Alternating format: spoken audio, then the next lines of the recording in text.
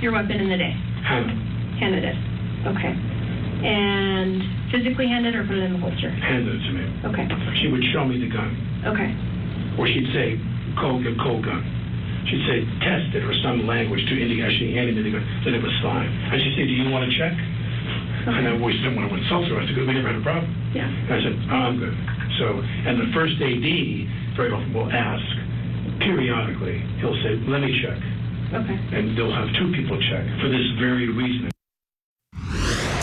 That was Alec Baldwin speaking to detectives in New Mexico after the Rust Set shooting. We have more on that interview with police to show you, but first let's bring in our experts so they can take a look at these videos. Joining us now in Los Angeles, California, body language expert Rob Best, in Trinity, Florida, body language expert Lena Cisco, and there she is, Robbie Ludwig, psychotherapist and host of Talking Live and Facebook Watch and Biteside, the podcast. She is Dr. Robbie Ludwig. Great to see you all. And let's listen to some of what Alec Baldwin told detectives about what happened the day of the shooting. This is right afterwards. Take a listen. I take the gun out, and as it clears, as the barrel clears, I turn and cock the gun over here. I turn and cock the gun goes off. It's supposed to be a cold gun. Nothing. No flash charges, nothing. Now, this is a puzzle to me. And this is making me very emotional now, but in my time, and I'm older now, but when I was younger and I was shooting guns and stuff, I've never seen a theatrical flash round where the material went through someone's armpit, came out their body, and hit somebody else in the shoulder. Yeah. I'm wondering if your department is prepared to go find out what comes out of his shoulder surgically. Is that a live round? That's what we are actually looking at. Is that a lot? Because it doesn't make any sense otherwise. Yeah. It hits her in the armpit, comes out her shoulder, goes into his shoulder, and he just told me on the phone, I talked to Joel. He said, they showed me the x-ray, and the shape of the thing in my shoulder is the shape of a bullet.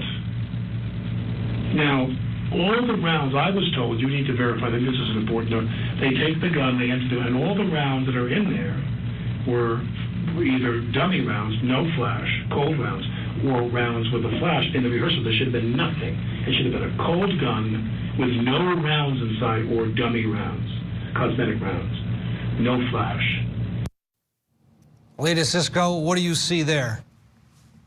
So I see a lot of truthfulness. He is talking with a lot of illustrators, and every time he faces a detective, he's looking at them. So he's angling his belly button and body right towards the detective that he is speaking to. There's no concealment there. He has good eye contact, and he's leaning in. So those are all good signs of openness and truthfulness. Rob, do you agree?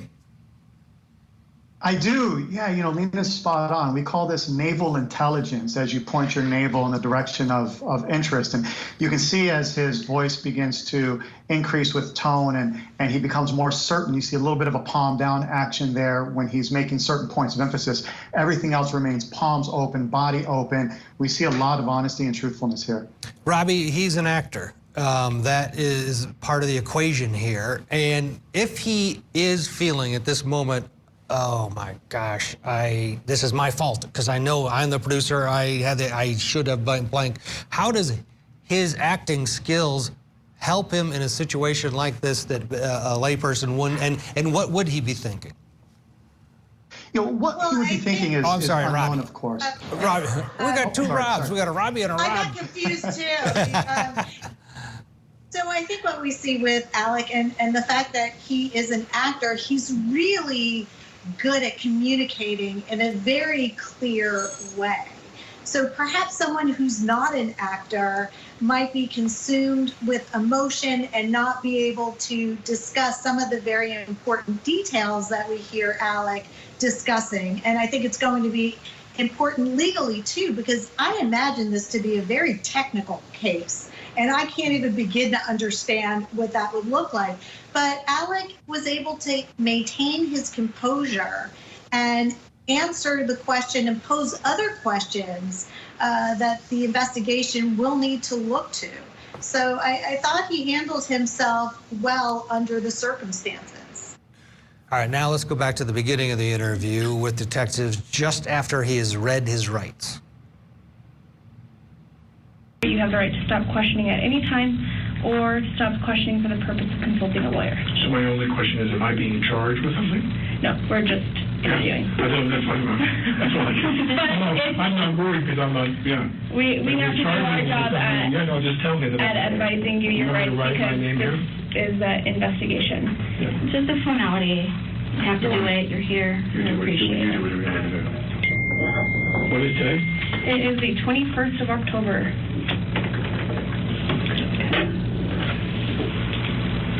Oh.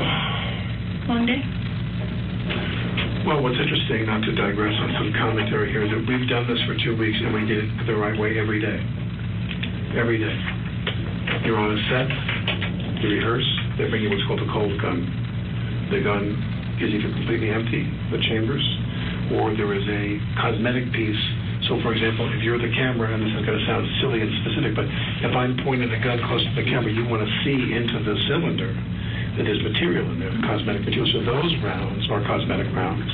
They put them in, and you rehearse, or even in a shot when you don't fire. I pull the gun up, and you see there's some material inside the cylinder. They'd hand me a cold gun, no charges. They always hand you a cold gun with nothing in it to rehearse. Rob Best, he's not even asked a question. He asks, am I being charged? And as soon as they say no, boom, he goes. He doesn't even need a question. Your thoughts on that bit there? You know, we all handle stressful situations differently. Some of us might jump in to explain, some may not. What's interesting here with consistency is going back to when he was actually on set, the moment he was approached by authorities with the body cam, he immediately assumed responsibility. He said, I was the one with the gun.